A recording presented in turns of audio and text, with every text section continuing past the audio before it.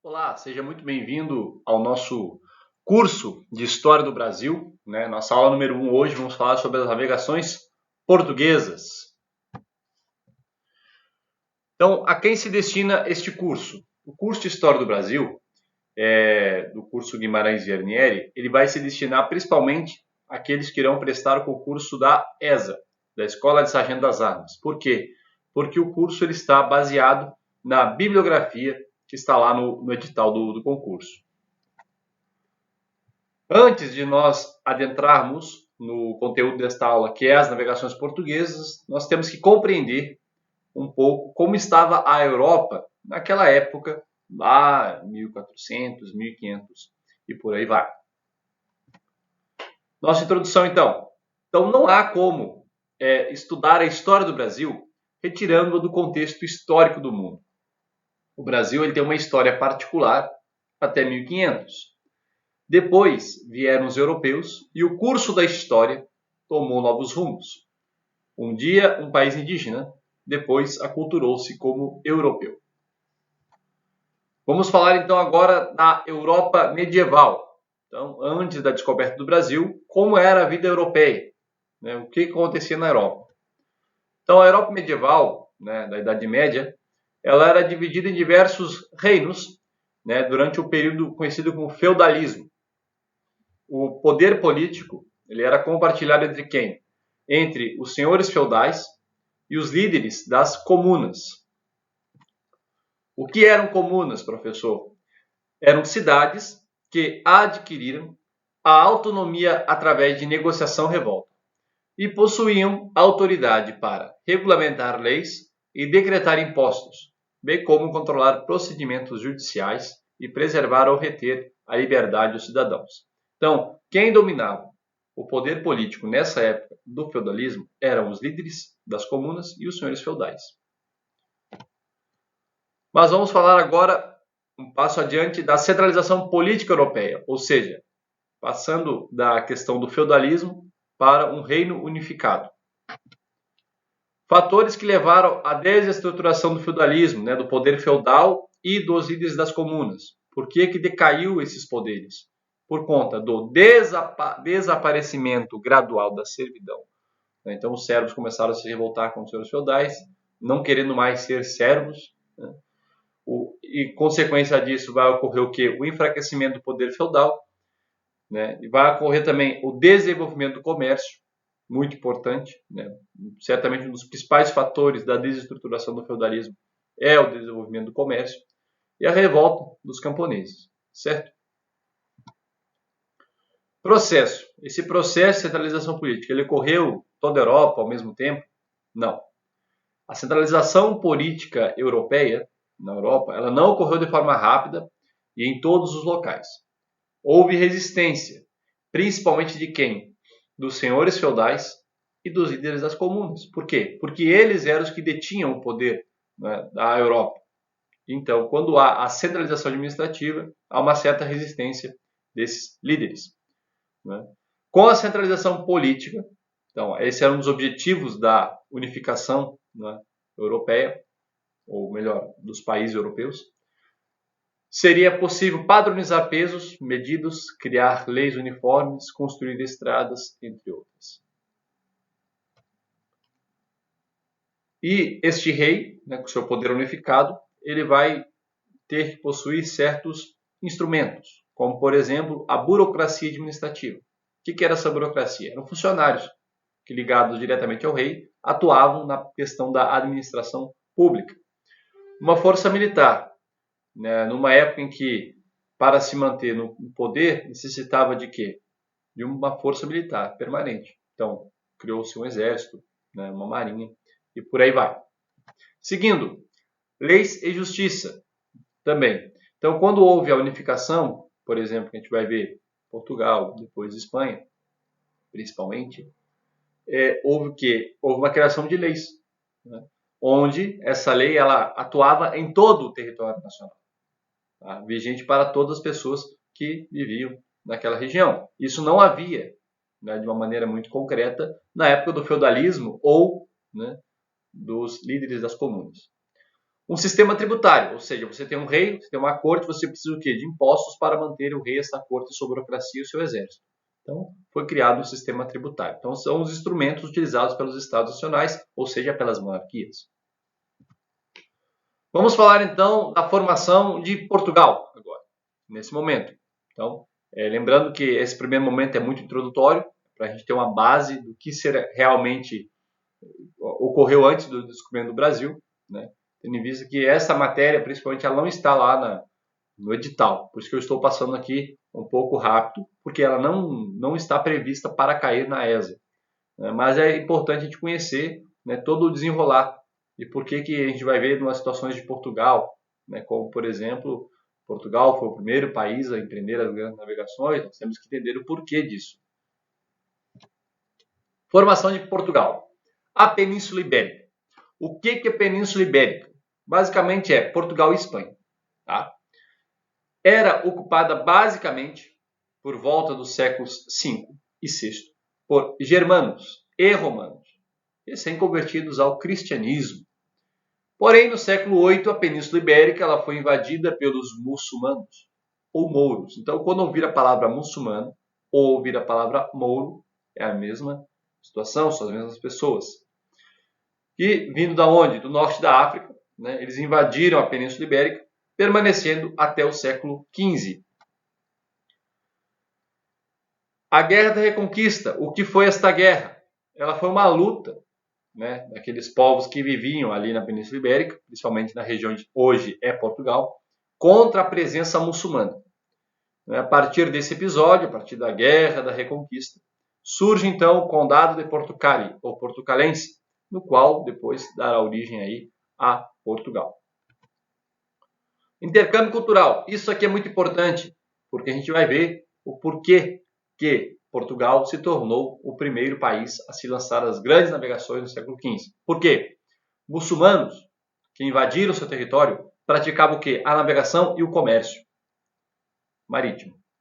Já os portugueses praticavam o quê? A agricultura e a produção de vinho e azeite. Embora houvesse diferenças religiosas, né? Ou seja, cristãos e muçulmanos, né?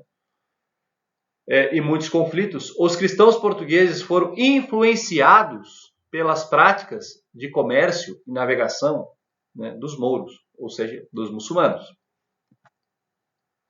Vamos falar agora um pouco da dinastia, né, que imperavam na monarquia portuguesa, como, por exemplo, a dinastia de Borgonha. Dom Fernando era rei de Portugal. Ele morreu em 1383.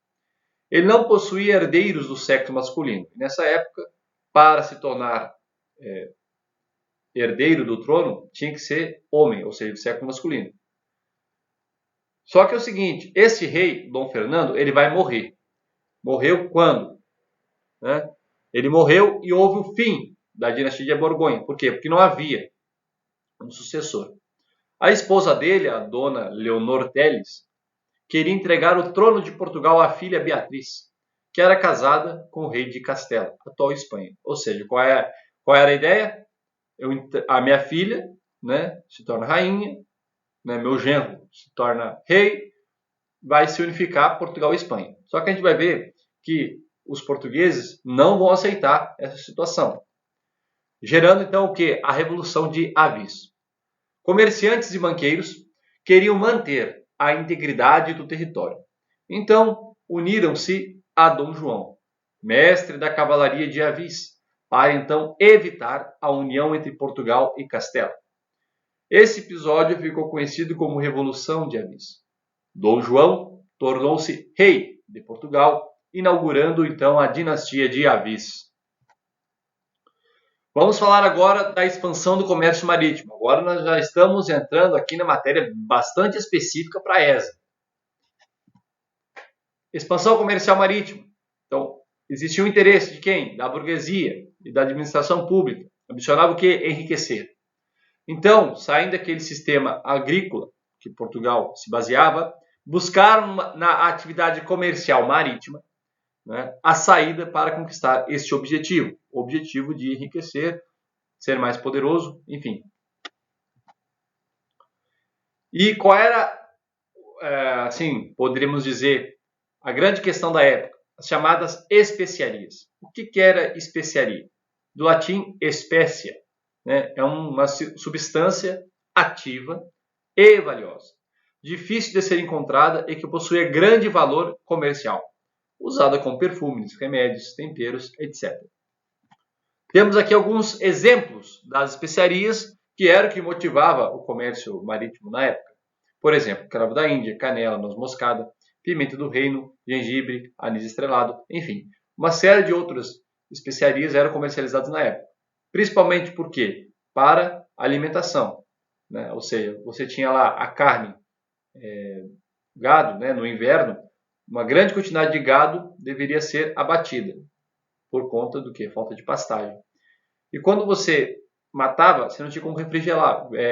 Você não existia como você congelá-lo, né? Como nós podemos fazer hoje. Ou seja, naquela época não tinha essa situação. Muitos usavam do sal, né? Que era um condimento assim mais barato, né? Para conservar a carne. E aqueles mais abastados, né? Né? Com mais dinheiro, utilizavam então das especiarias, tá? Que eram comercializadas principalmente pelo Oriente. Vamos entender aqui o transporte e o comércio dessas especiarias. Da onde vinham as especiarias? Elas vinham principalmente da Índia. E o comércio, né, que era feito com a Índia e a Europa, né, essa ligação, era feita principalmente pelos genoveses e venezianos da Península Itálica. Então, assim, pessoal, essa questão já caiu muitas vezes na ESA, mais de 2 vezes já caiu na ESA sobre a respeito, né, dos genoveses e venezianos, né, os comerciantes de Gênova e Veneza.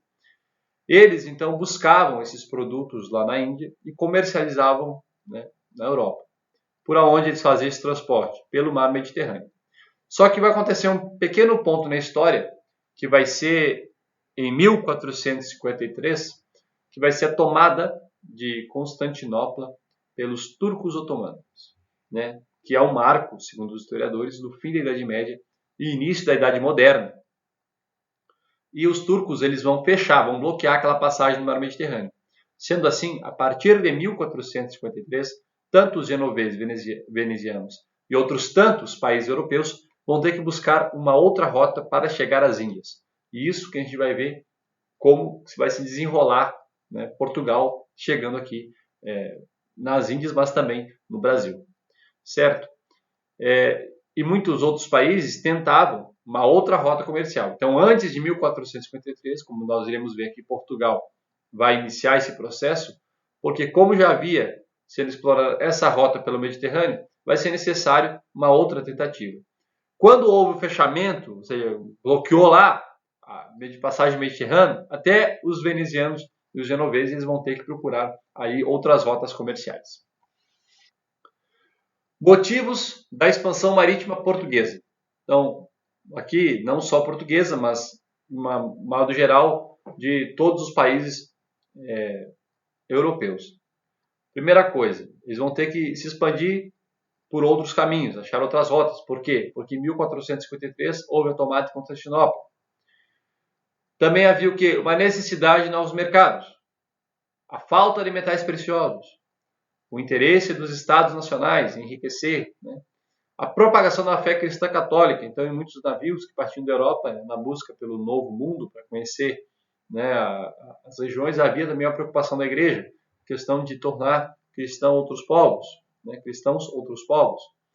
Havia também a missão material, ter mais, obter maior riqueza, e um progresso tecnológico que nós já vamos observar.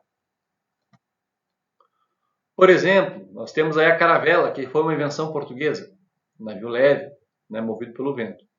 Então a caravela foi uma invenção portuguesa, isso pode vir cair na prova lá. O instrumento, o progresso tecnológico ocorrido na expansão marítima, comercial marítima. Nós vamos ter aí a caravela. Quem inventou? Os portugueses. Vamos ter aí o quadrante, o astrolábio, a bússola, invenção chinesa, né? O mapa. Nessa época houve a cartografia era considerada um segredo de Estado, né? Quem tinha os mapas, né, eram praticamente segredos lá do rei, ficavam arquivados, secretos, e começou-se a ver os primeiros mapas aí da Europa, do norte da África, e por aí vai. O canhão, a pólvora também, não é? Uma invenção aí chinesa. E também a noção que a Terra era redonda. Tá? Então, nessa época ainda não se tinha uma certa confusão em relação a isso, sobre qual era o formato do globo terrestre. Então, começou a se observar que a Terra era redonda. Problemas em relação à navegação. Ou seja, o que ocasionava, né, o medo, principalmente o medo, de se lançar ao Mar Tenebroso, por exemplo. Qual é o Mar Tenebroso? O Oceano Atlântico. Primeiramente, não se conhecia a forma exata do planeta. Sabia se era redondo, se era plano, né? Enfim. E por aí também havia o que? Lendas, abismos. Geravam um clima de insegurança, porque muitas lendas elas eram justificadas por naufrágios. Muitos iam para uma navegação e não voltavam. Então se afirmava a lenda, né? Os marinheiros também morriam de escorbuto. O que é escorbuto? É a falta de legumes e verduras na alimentação, a falta de vitamina C. Né? Então, como os navios eram rudimentares, né, o alimento era escasso, falta de água, doenças, enfim, muitos marinheiros acabavam morrendo nas grandes navegações, né? Então, como eu havia falado, né, inovações para a navegação, né, a caravela, a cartografia e a bússola. E esta é uma questão que também rotineiramente cai na prova da ESA, sobre qual foi o primeiro ou pioneiro. Muito cuidado com a palavra. Primeiro e pioneiro. Né? São, vamos dizer assim, sinônimas.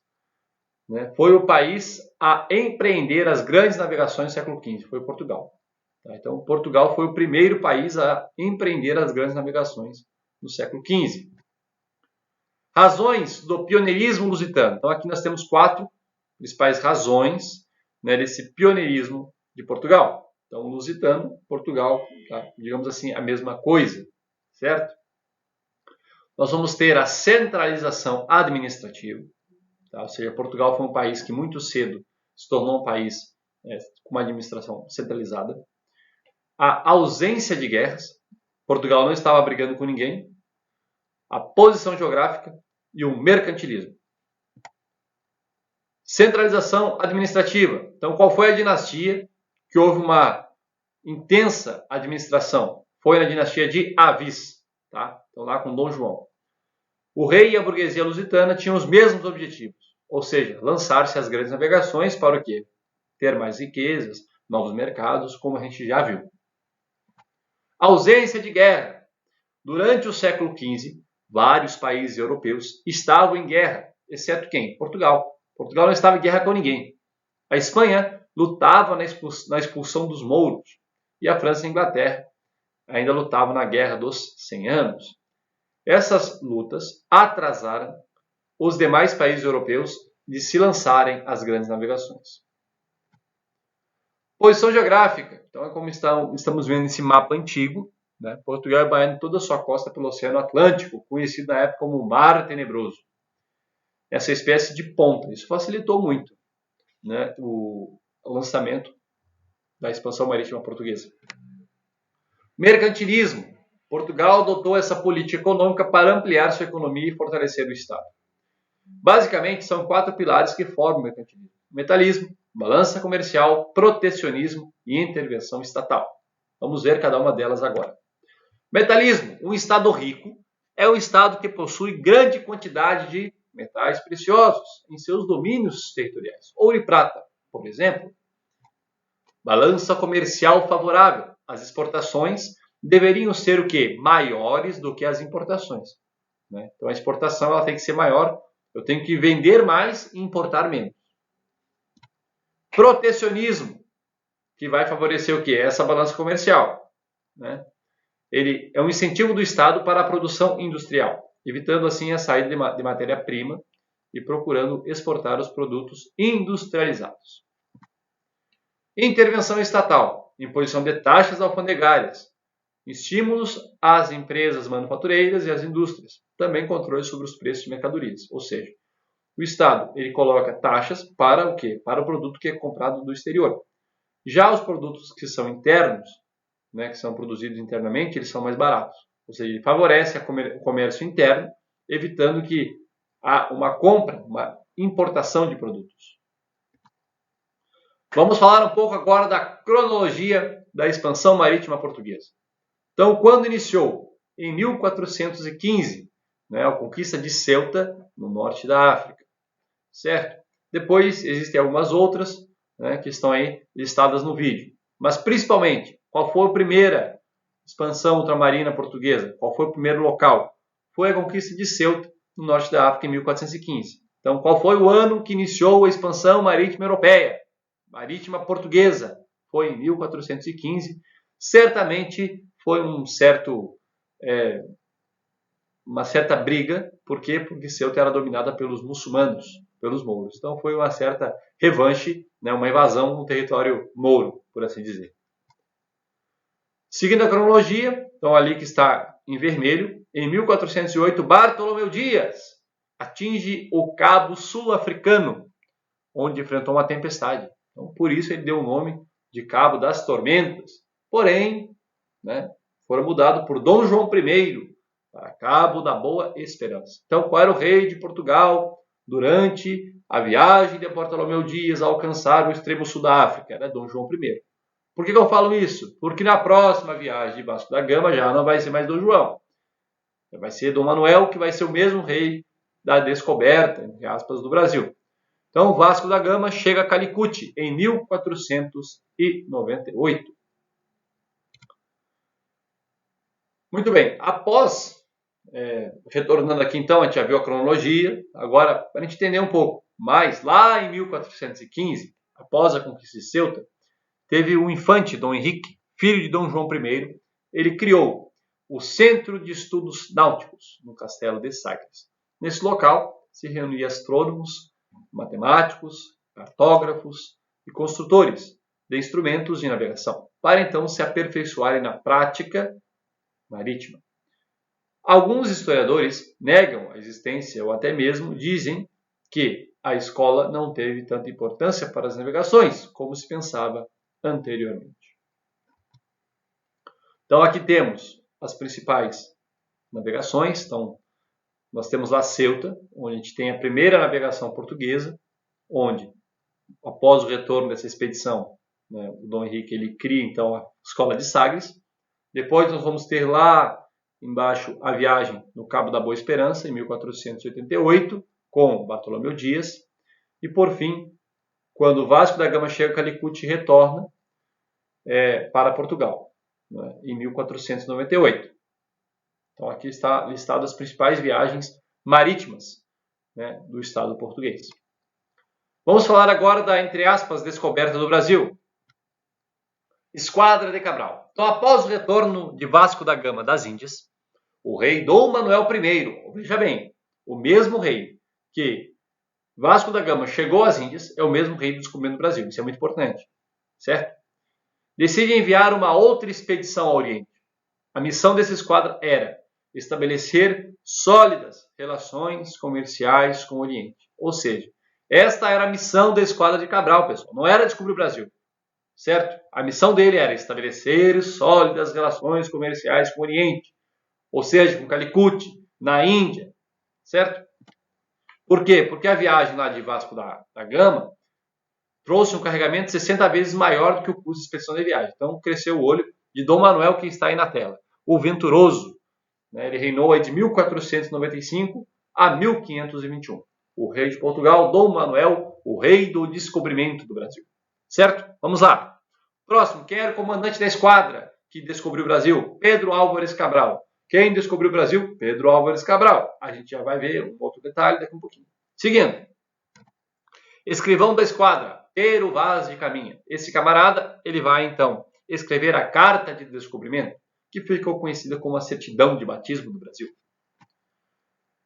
Quem foi encarregado de levar essa carta, escrita por Pero Vaz de Caminha, ao rei? Gaspar de Lemos, que na próxima aula nós vamos ver que ele vai retornar ao Brasil, certo? Chegando ao Brasil, primeiro monte de terra avistado foi o Monte Pascoal, dado, né, por Pedro Álvares Cabral, relativo então aí à semana da Páscoa. Atenção, Monte Pascoal não é nome do Brasil, certo? Então, primeiro foi, na verdade, ele foi o primeiro monte de terra avistado. Monte Pascoal, por quê? Porque estava na semana da Páscoa. Primeiro português a pisar em solo brasileiro, chamado Nicolau Coelho. Certo? Vamos lá. Seguindo. Primeira missa do Brasil foi no Ilhéu da Coroa Vermelha, nos dias 26 de abril de 1500. Foi celebrada pelo Frei Henrique Soares, da cidade de Coimbra. Alguns livros trazem Frei Henrique Soares de Coimbra, mas de Coimbra é a cidade, não o sobrenome dele. Segunda missa, 1º de maio de 1500, também presidida pelo Frei Henrique Soares. A primeira missa em terra firme, porque a outra no Ilhéu da Coroa Vermelha ainda estavam embarcados. Né? Foi dada a posse definitiva da terra Portugal e está retratada no quadro do pintor Vítor Meireles. Qual era a missão da Esquadra de Cabral? Esse slide é muito importante. 22 de abril de 1500, houve que a chegada. Então, qual foi a data da chegada da expedição portuguesa, né, de Pedro Álvares Cabral no Brasil? Foi 22 de abril de 1500. Quando é que a esquadra retorna a viagem para onde? Para as Índias, 2 de maio de 1500. Qual era a missão? Estabelecer tratados de comércio com as Índias no Oriente. Ou também pode ser reatar relações diplomáticas com Calicut na Índia. Então, muito cuidado com a missão de Cabral. Não era a missão de Cabral, né, descobrir um novo mundo, um novo continente, enfim. Temos aqui os nomes do Brasil, certo? Pindorama era pelos índios, terra de Veracruz, né, pelo escrivão Caminha, né, pelo Vaz de Caminha, escreveu na carta. Terra de Santa Cruz, oficial, né? O nome oficial, pelo rei Dom Manuel I. Ilha de Veracruz, não oficial, dado por Cabral.